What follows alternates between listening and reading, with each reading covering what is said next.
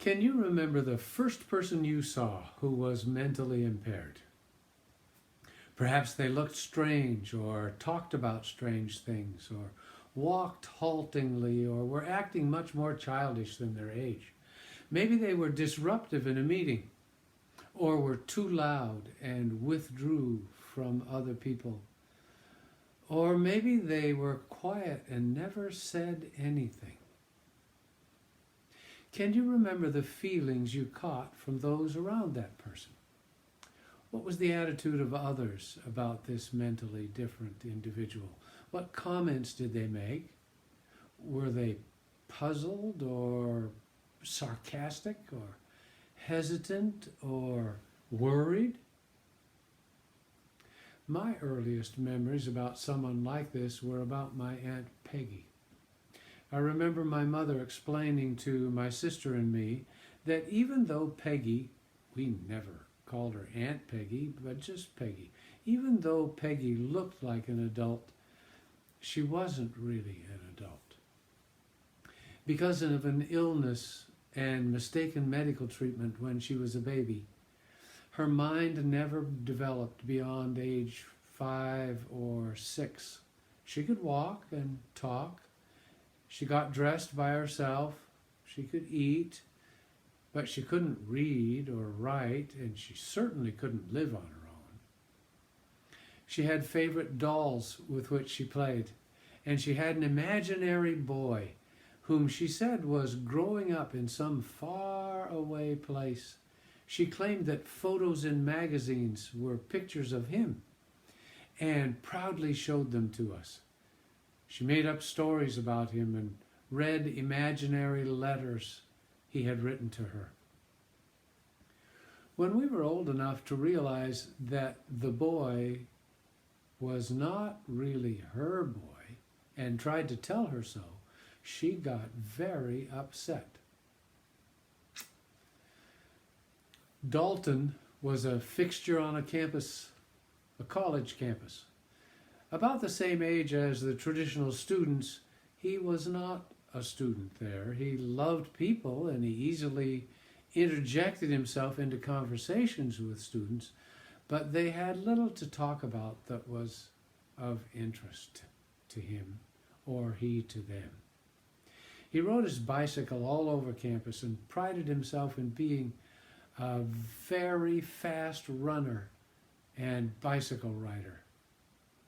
He sold newspapers, and delivering them on his bicycle, he would park his bike outside and walk up and down the dormitory to customers' rooms. That was his excuse to interact with dorm residents. Another nearly middle-aged man rode a bicycle all over the community in which he lived, carrying his doll carefully perched on his handlebars.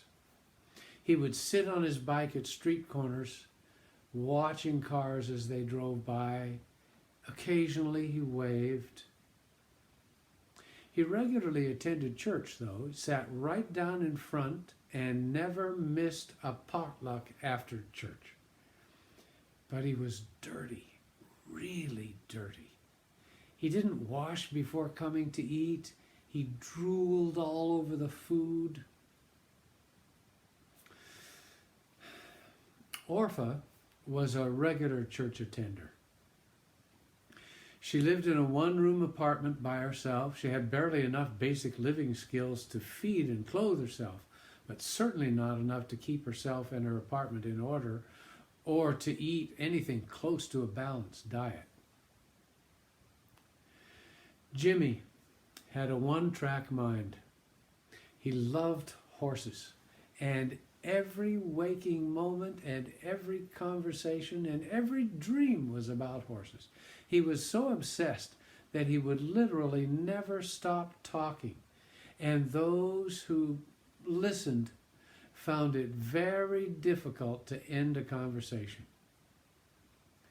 A kind man owned a couple dozen horses and paid Jimmy to work on his place, feeding, cleaning stalls and fields, moving hay.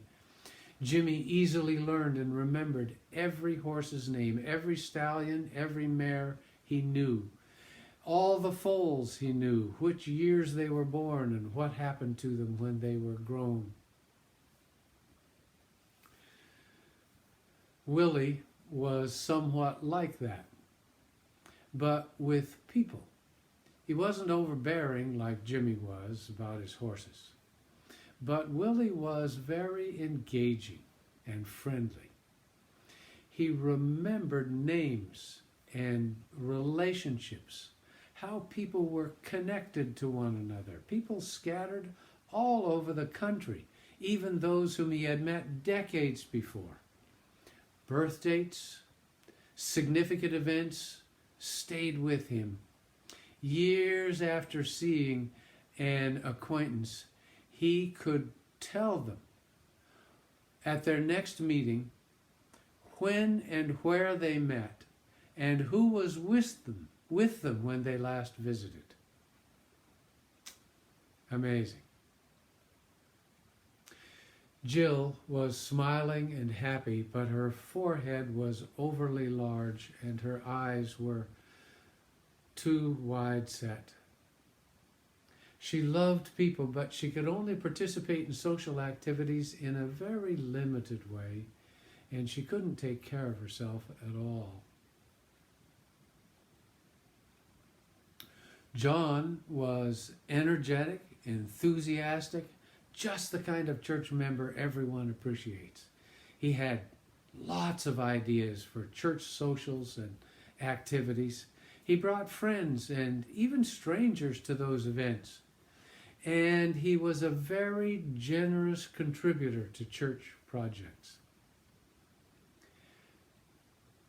Then would come periods of time when he couldn't get anything done. His family slid into discouragement. His work suffered. His job was threatened. Claudia heard of an offer for free Bible studies and requested them.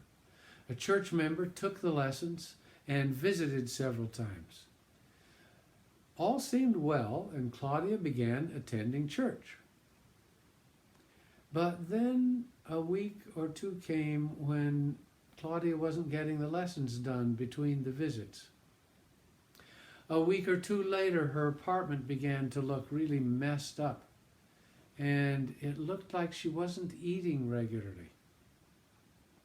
Then she began to hear voices when there was no one in the room. The next Sabbath, during the church service, Claudia stood up and began shouting and yelling. So what happens to people like these? What options do we have as Christians, as churches, and as a human society? Those aren't hypothetical questions. Every family in which a member is of different mental ability faces those questions. They ask themselves, can we keep this person? Do we have the resources, the knowledge, the money, the facilities, the time to provide what they need? This would very likely change our way of life forever. Do we have the energy to do this? Can we do it cheerfully? Can we make this loved one feel that they are loved and not resented? Can we keep this person with us? Other questions and potential public embarrassment are present too. If the limitation was present at birth, the questions include themselves. Why did this happen to us? Is this our fault? Are we the problem here? And no matter what the circumstances, what are other people going to think? how are they going to relate to us? It's not just a series of questions for families either. It applies to us as friends, churches, and societies. Can we accept these people and make them feel valued? Are we willing to adjust our way of life, invest the needed resources, and devote our energies to recognize their God-given worth? We could reject all those who are different from us, pointing out their inferiority and distancing ourselves from them. What is our attitude toward those who are mentally challenged?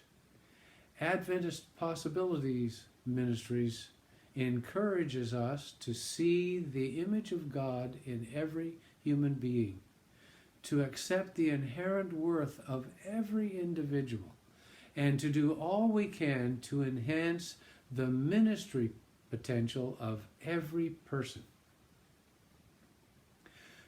What attitudes and actions are most likely to make that happen? Let me tell you about what happened to those I described earlier. Our aunt lived with her parents, our grandparents, into adulthood. And when our grandma died, Grandpa hoped he might outlive this youngest daughter so that no one else would need to step in and take care of her. When Grandpa remarried, our step-grandmother understood that it meant becoming a caregiver for Peggy, too. Several years after that remarriage, Peggy died with cancer, long before her father and stepmother. Dalton peddled newspapers, remember? Some students subscribed to help him. More greeted him as a known entity around campus. They were friendly. And he acted as if he felt at home among those students. The drooling potluck bike rider was befriended by a gentle elder from the church who told him he was welcome at the potlucks, but that he would need to go through the food line with the elder. The drooler could hold his own plate, but the elder would dish up the food that the bike rider wanted. A kind church member picked Orpha up each Sabbath morning to take her to and from church, and occasionally members would take food to her apartment and clean some while they were there. The kind horse owner who hired Jimmy became a surrogate parent and coach, telling Jimmy over and over and over again that he didn't need to talk all the time. Willie lived with his parents until they both died. Then his sister and family took him in. He continued attending social events where he could expand his network of people and the data bank of names and dates and places in his mind. Jill's parents took her with them wherever they went. They loved her and seemed never to be embarrassed by the curious looks and stares they sometimes got. John sought treatment, and as long as he took his medication, his moods were more stable. But when he quit taking his medicine, the ups and downs returned. Church friends and pastors learned to cope with the shifts, encouraged treatment, didn't overload him when he was manic, and supported his family when he was depressed. Claudia was assisted that Sabbath she disrupted church. She was taken to her psychiatrist, who got her back on schizophrenia medication while she reconnected with reality. What would Jesus do if he were here to instruct us about these situations that we face in our world. When he lived in Palestine, medical and behavioral knowledge was much less advanced than it is now. His contemporaries in Palestine did not know any scientific ways to identify mental illness. There was no DSM, the Diagnostic and Statistical Manual of Mental Disorders, that many of us use now. There were no CAT scans, no MRIs. The study of neurology and genetics, epigenetics, psychology, behavioral health, all of those were non-existent. And even though in this setting today we're talking about mental illness, we can learn something from the approach Jesus used in dealing with the people in his day. I'd like to specifically point you to two illustrations about how he dealt with those who were struggling with demon possession. Let me remind you of these two situations, both of them told and we read from the Gospel of Mark. The first showed how Jesus handled a disruption during a worship service. Mark chapter 1. They went to Capernaum, and when the Sabbath came, Jesus went into the synagogue and began to teach. The people were amazed at his teaching because he taught them as one who had authority, not as the teachers of the law. Just then, a man in their synagogue who was possessed by an impure spirit cried out, "What do you want with us, Jesus of Nazareth? Have you come to destroy us? I know who you are, the Holy One of God." "Be quiet," Jesus said sternly.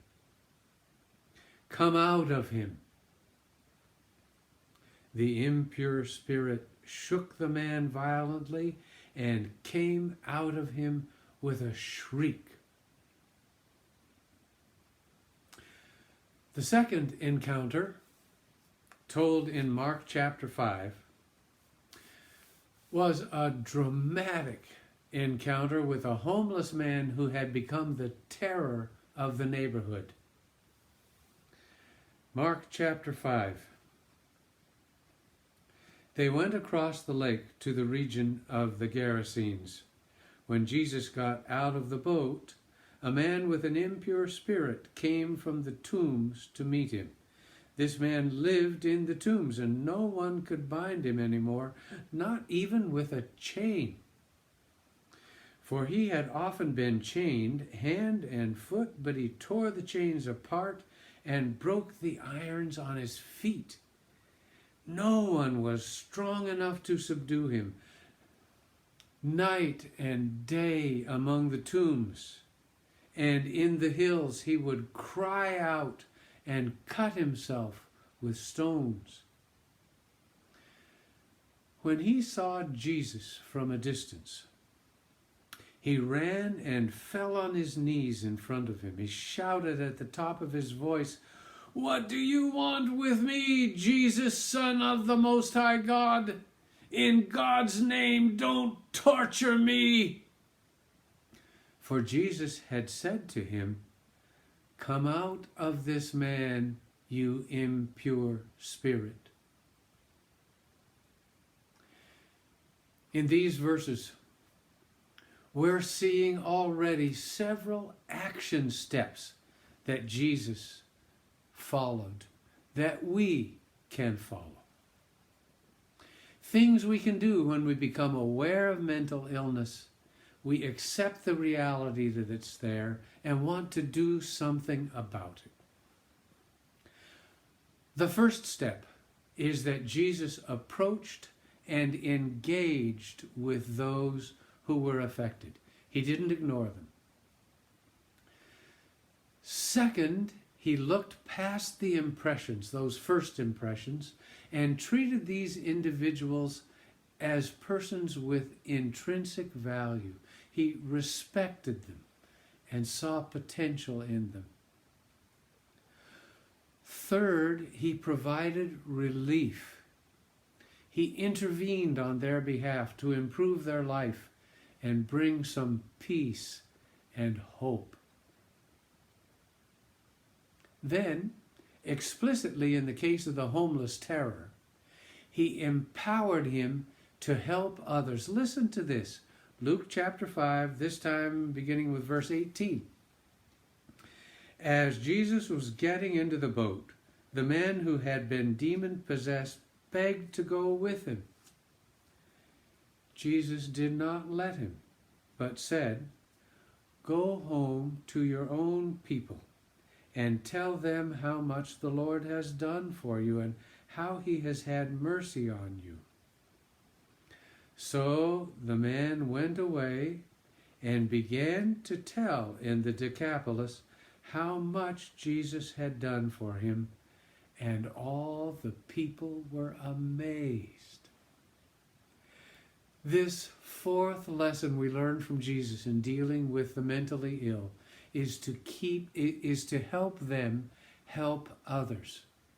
Acts of service bring meaning and significance to all of us, no matter who we are. It's no less so with those who have limitations. Helping others, being productive, enhances their self-worth. It raises their awareness of their value. So empower each one to do all they are capable of doing. In conclusion, I'm told of a kind and generous woman who had an unattractive and needy acquaintance named Phyllis. Phyllis lived miles away, was mentally disabled, grossly obese, disgustingly dirty. She didn't bathe, didn't clean her clothes. She developed sores all over her body that went untreated, and she didn't get out in public much at all. Occasionally, the kind woman would invite Phyllis to visit for several days. For the hostess, it meant days and days of preparation. She sewed a dress each time Phyllis came, arranged for transportation from the town where Phyllis lived. She brought Phyllis to her home, where she bathed her, treated her sores, gave her body lotion for her skin, cut her hair, dressed her in new clothes, and then on Sabbath, she brought Phyllis to church. Phyllis was reportedly always happy and shared smiles and cheery greetings with everyone, but these special visits especially thrilled her. In her stuttering, choppy words, she would say, "See these? See this? My new dress. You see my new dress? You like my hair? And I smell good too." So, there you have it. 4 ways to be of help to the mentally ill. Approach and engage. Respect individual worth. Provide relief and empower them to do all they possibly can to help others.